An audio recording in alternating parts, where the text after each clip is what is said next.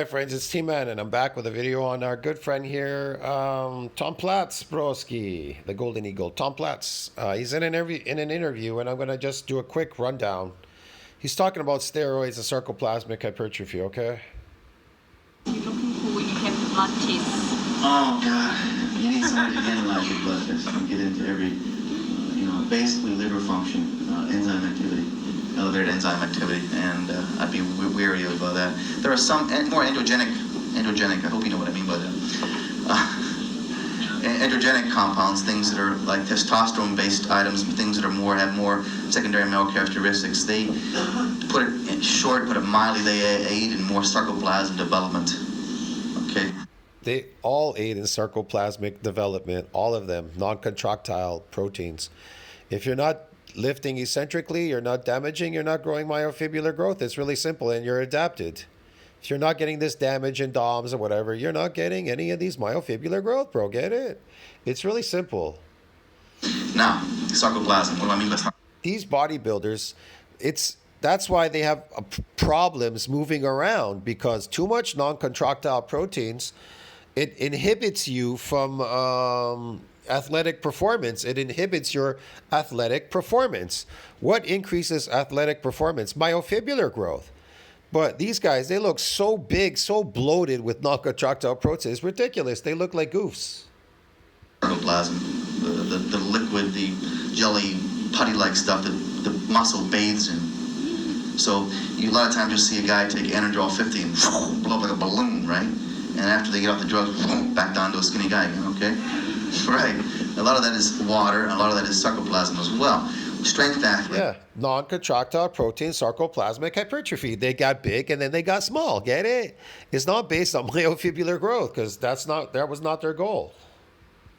Need and require more sarcoplasm enhancement to aid in leverage and their strength performance. That's why they look smooth and fat. Sometimes it's just sarcoplasm enhancement. Yeah, not to mention that's fat. why people look smooth and fat, but it gives you an aesthetic look. Now, if you lose body fat and then get the sarcoplasm to increase aesthetically, well, yeah, you won't look smooth and fat.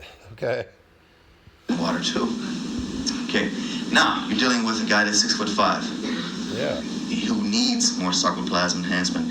They may adopt more of an androgenic therapy, more of an androgenic program. These drugs are more dangerous. I'll have to repeat something Arnold said. I always wondered why Arnold liked Dianabol. I remember him. I wouldn't say this. He said this to me one time at the Olympia on stage. He said this, that he liked Dianabol, and I was wondering why he liked Dianabol. But I started analyzing it, and Dianabol is like androgenic as well as androgenic, anabolic as well as androgenic. He gave him the sarcoplasm enhancement that he needed for a tall structure. It was anabolic as well, and I feel you get true muscle gains from anabolic situation and from androgenic gains. Well, if you're not getting any damage, you're not going to get any muscle gains, dude. It's really simple. You get more sarcoplasm enhancement, less actual myofibrillar. Yeah, it's just sarcoplasmic hypertrophy. Yeah. Development. Yes.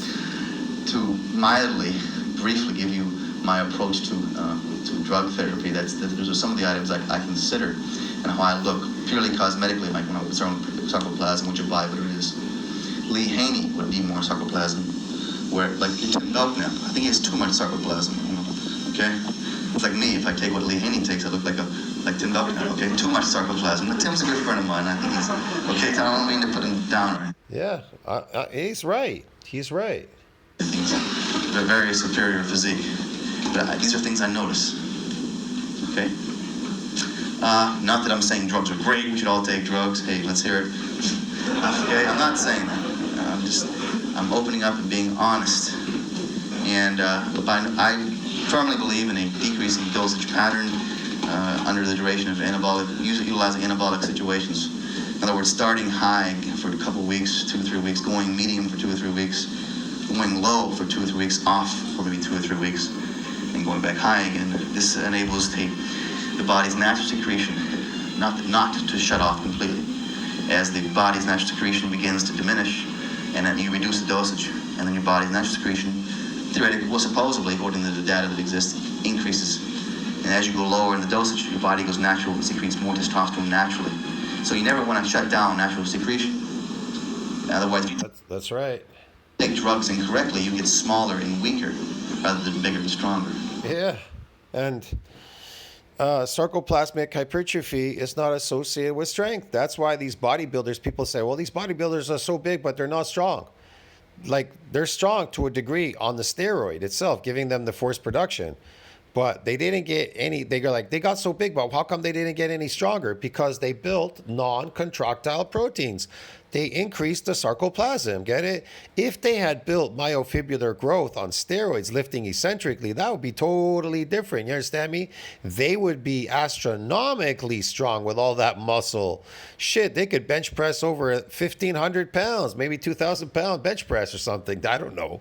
They could probably squat 1,500 or 2,000 if they really built real muscle, myofibrillar growth, but they didn't. You understand me? They did not. They built sarcoplasmic hypertrophy. A good majority. Some build some myofibrillar growth, and then you see them lifting really heavy, like Ronnie Coleman. He built some extra. He lifted definitely. He was lifting. He built some sarcoplasm or some myofibrillar growth. So you notice he lift a little bit heavier than normal than other lifters, right? He must have had some growth there for sure to lift slightly heavier to support that weight, right? But not a lot. He didn't build a lot. A lot of his gains are non-contractile sarcoplasmic. You understand me? And it's maintained with the drugs. You get it? Yeah. And when people get him in the gym, they get sarcoplasmic hypertrophy in the gym.